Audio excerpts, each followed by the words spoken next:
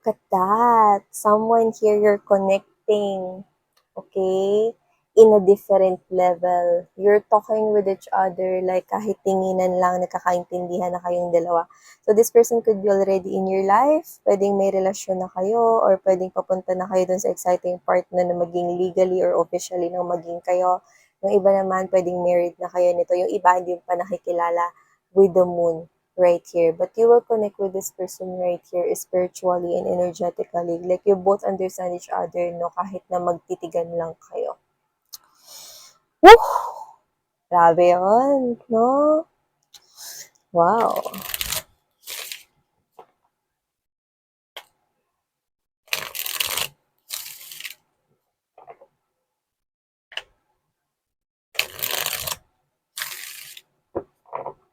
Others here, you could be single mom or single dad or this person could be. Pero hindi yun mag-resonate for all. Pero since binanggit ko, no, nakita kasi natin, no. So just take how this resonates. But what I'm also picking up is for others of you, if you're not single mom or single dad or this person is not single mom or single dad, this person is embodying this type of energy like pakiramdam niya no nagiging young or nagiging parang pakiramdam niya no bata yung kanya ritong energy, like parang fully charged siya rito, no? So this person is giving me the vibe na mag-iiba in a positive way yung energy niya after niyang makilala ka or after nung nakilala ka niya, nag-iba ng positive way ang kanyang energy. Wow! Ano ka, charger? Charger ka at cellphone siya. Yan natin dito. Ano naman to? Sinagutan mo na ba yung module mo? Gawa mo na ba yung pinapagawa sa'yo ng boss mo? Puro ka love, love, love. Charos. Tignan natin mga babes. Ano ba nangyayari dito?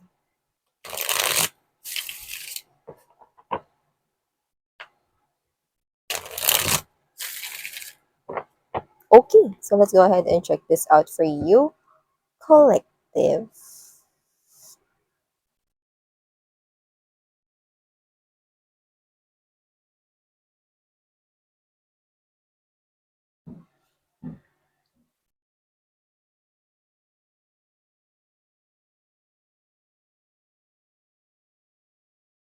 Oh, wow. Look at that. See, we have here the Ten of Flutes or the proposal right here. So, you know what I'm seeing from this one? Agad-agad. Kung sino man yung kadil ninyo, boyfriend, girlfriend, or kakonek ninyo, wala pa talagang as in officially kayo or papunta pa lang kayo doon, no? There's authenticity of the feelings. I'm seeing that you both feel the same, pero nakita ko rito na una kang nahulog sa kanya, pero mas na-fall siya sa'yo harder dito. Wow! See? Una kang na-fall sa kanya. Basta may ganun. Bahala kayo, no, kung gusto nyo i-flip yung roles dito. May nauna ritong ma-in love. Okay? Pero, yung partner niya, yung pinaka mas in love pala. So, yun yung nakikita ko rito, no? So, wow! Someone here, okay, fell really, no, talagang harder kesa sa inyo, no? So, kung kayo ay na-fall sa kanya, mas na-fall po siya sa inyo. Mhm. Yeah, no? Ang cute. So, ilagay naman natin lahat ng energies rito. Yeah. See, look at how balanced it is, no? This person is claiming that he or she had found his or her perfect match right here. The final two, you know, nahanap niya ng mga babes niya yung tao magpapakalma sa kanya, nahanap niya na yung tao rito, no, na kung saan ramdam niya, no, na pwede siya rito maging siya, maging komportable, no, bilang siya, kumilos at umaksyon bilang siya, no, without any judgment sa harapan mo. It's like this person here is claiming that he or she had found his or her other half or significant half right here. So yeah, this person, no, parang nahanap niya, no, yung center dito ng purpose ng buhay niya because of you. And this person, no, nararamdaman niya na parang parang siya ay nandito sa state na parang okay na ako, kontento na ako, satisfied na ako, wala na akong ibang kailangan, okay na ako basta kasama ko si collective. Period. So yeah, this person really fell harder sa inyo. So, kung ikaw yung unang na-fall sa kanya, no, like crush mo siya or whatever, no, hindi ko alam kung paano nag-unfold dito, no, ang inyong relationship specifically because this is general reading, I'm seeing na meron ditong unang nagka-crush sa isa, pero nung nagkaroon na rito ng parehas na koneksyon, no, or nagkaroon na rito ng connection or komunikasyon, no, mas na-fall ng mas malupit yung, okay, yung lumalabas rito, no, the late bloomer, no, at nakikita ko rito na itong tao na to, no, is mas lalo siya ritong nahulog sa'yo, no? So, kung in love ka na sa kanya, mas in love po siya sa inyo. This person wants marriage here with you. This person wants, yeah, simula ng una kanyang makilala, no, with this ice cream right here, okay, first date it is, or this person is giving me the vibe that he or she sweet person. At kung sino man siya, might be romantic as well. This person could be someone here who is traditional or classic yung binubuga niyang energy. So, maaaring ang kanyang way ng pag-express ng pagmamahal sa'yo is yung parang mga old school, okay? But just take how this resonates, no? May sarili kasi siyang romantic touch, may unique na siyang tinataglay kung paano niya ipapahayag ito sa'yo. Pero nauna ko rito, no, that parang you fall in love with this person first, but this person fell in love with you harder, no, kaysa dun sa pagka-fall mo sa kanya. So, kung sino man siya, no, this person here loves you so much. Itigil na kaya natin tong reading. Dun pa lang, busog na kayo, no? So, kung sino man to, no, iba kasi nililigawan pa lang kayo, nagliligawan pa kayo ngayon, wala tayong gender dito. Pero yung iba naman, boyfriend, girlfriend nyo na to, no? This person really, sobra siyang nahuhulog na talaga sa'yo ng bongga. Mas nahuhulog kaysa kung paano mo siya gusto or minamahal ngayon. Sobrang mas pa dyan. No? See, this person here is really concerned about you. This person with this four of flutes right here, okay, two of rings, and there's this ace of rings energy. This person is telling me, okay, that he or she cannot stop thinking na maaaring kayong dalawa ay soulmates, baka kayong dalawa ay talagang itinakda for each other, like you are really the person he or she na meant to be, na makasama niya forever, kind of thing. And this person feels balance here with you, like okay na ako, sobrang saya ko, nakasama ko si collective. Hindi ko alam kung paano nangyari to sa buhay ko, pero wow. So, ganun yung feeling niya, no? Para siyang nasa alapaap right here, no? So, kahit na, no, parang ikaw ang una ritong nagpahayag ng pagmamahal, no? Doesn't have to be na una kang mag-reveal ng feelings and emotions mo para sa kanya, no? Pero maaaring ikaw yung unang na in love sa taong ito, no? Nakikita ko na sobrang mas mahal na mahal ka pa niya ngayon sa kung paano mo siya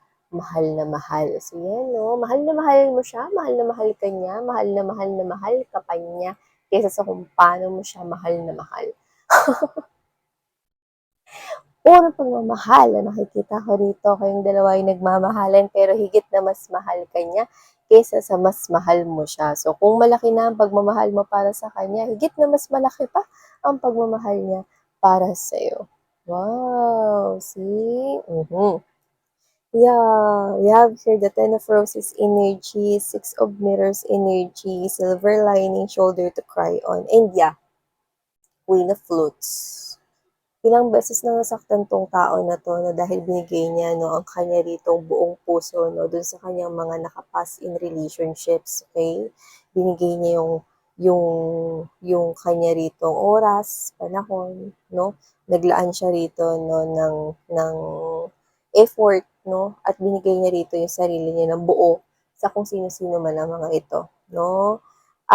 Dumating sa punto, no, na nakalimutan niya na, okay, kung paano magmahal talaga rito ng tunay kasi natatakot na siya rito, no, na maaaring siya lang yung bigay ng bigay, no, at hindi na maibalik sa kanya yan, no, kagaya ng mga pinagdaanan niya sa usaping pag-ibig. Pero ngayon na nakilala ka niya, no, ayan, no, handa na ulit siya rito, no, naialay ang kanyang puso, no, dahil sigurado na siya rito, no, na ikaw talaga, okay, ay nagtataglay rito ng pambihirang mga karakter, no, at nararamdaman niya, no, in a very different level, like spiritual level it is with the Six of Flutes energy, and there's this reflection na ikaw na talaga yung kanya rito, no, na makakasama at itinakda, no, ng tadhana na maging kanyang katuwang sa buhay. Yes, you heard it right, no? I'm seeing this relationship ascending. I'm seeing this connection right here na mas magtitibay pa. I'm seeing this connection right here. You will start here as something na maaring sa umpisa may pag-agam-agam dahil galing yung isa rito sa matinding pain sa kanyang nakaraan, no? To the point na pwedeng may takot, no? Pero lahat yun nawawala.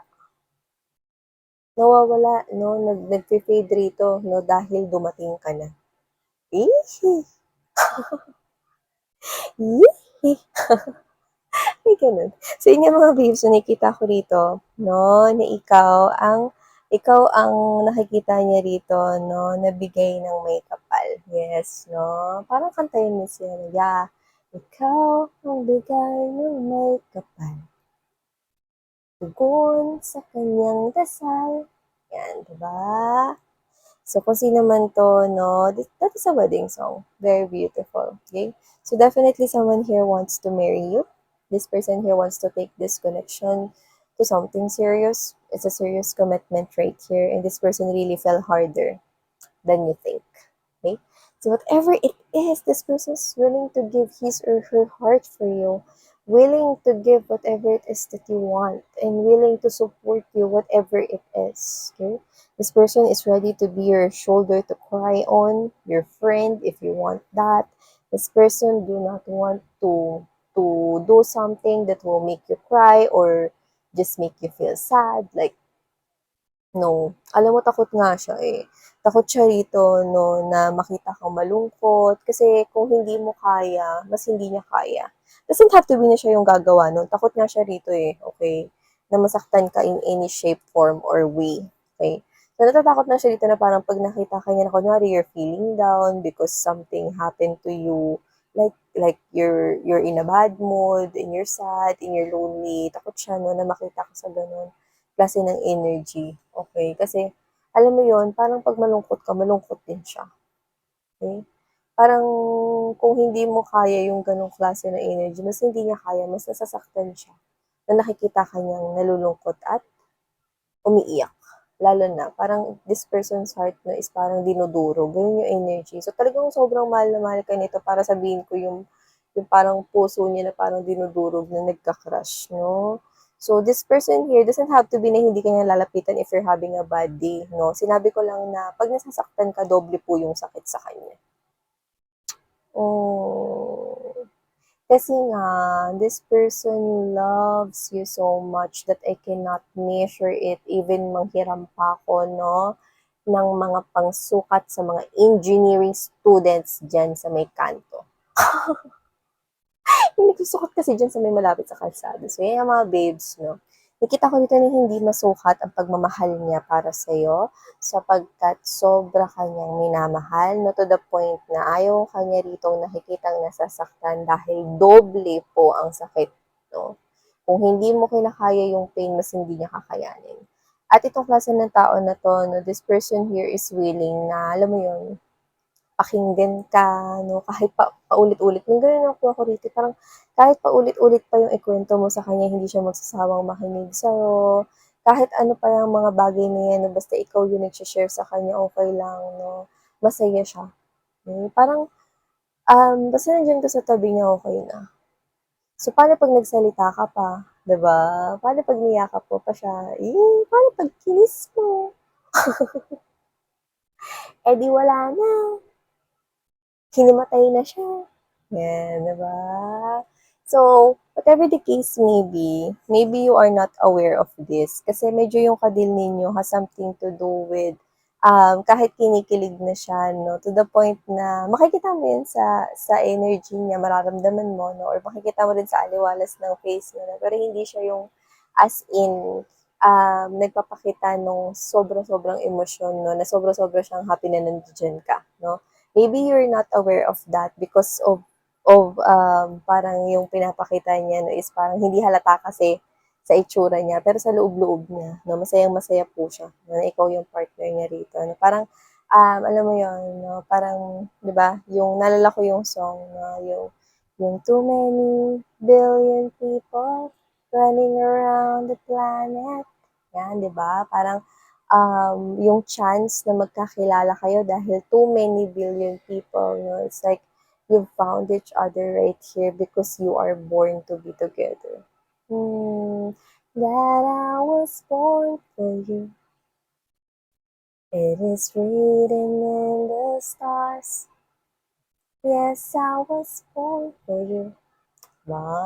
Ganon. So, feeling niya, pinanganak talaga kayong dalawa, no, para sa isa't isa. At feeling niya talaga nakatakda itong pagtatagpo na ito, no. At nagpapasalamat siya rito ng sobra dahil sa mga pangyayaring kagaya ng ganito. Wow! So this person really finds you very sobrang kailangan-kailangan niya sa kanyang life. Okay? Not to the point na kasi ikaw yung magagawa ng lahat ng mga things that you will exert more effort. Hindi, hindi, hindi.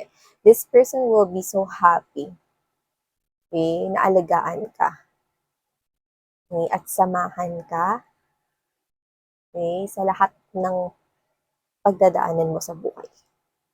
Yeah, and at the bottom of the deck, we have here the daydreamer, the group date, and the fans. Wow.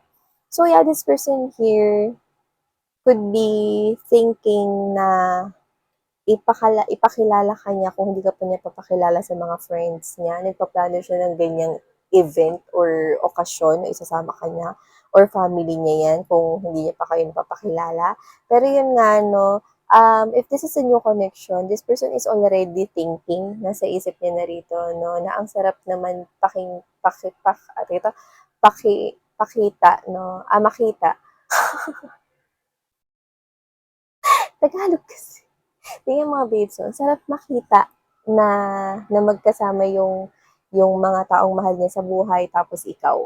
Parang ang sarap sa paningin niya, no, na ito ay isang blended family, natanggap ka ng friends niya at family, mga ganun. No? So this person right here is already thinking about that. Wow! So yeah, you have here someone who fell harder than how you fell, no, sa kanya. So, kung mahal mo na siya, higit pa siya ritong nagmamahal sa'yo. At I think you're not really aware of that. So, hindi mo naman na kailangan ipagtaka yun, no? Pero kung sino man siya, nakikita ko rito, no, na siya ay handa kang alagaan at samahan sa kailan pa man. So, maraming salamat, no, at nasaya ako na nakatagpo kayo ng isang tao rito na tunay na nagmamahal at sadyang mag-aalaga sa'yo. So, thank you so much! Sarang Love and Light. Annyeong!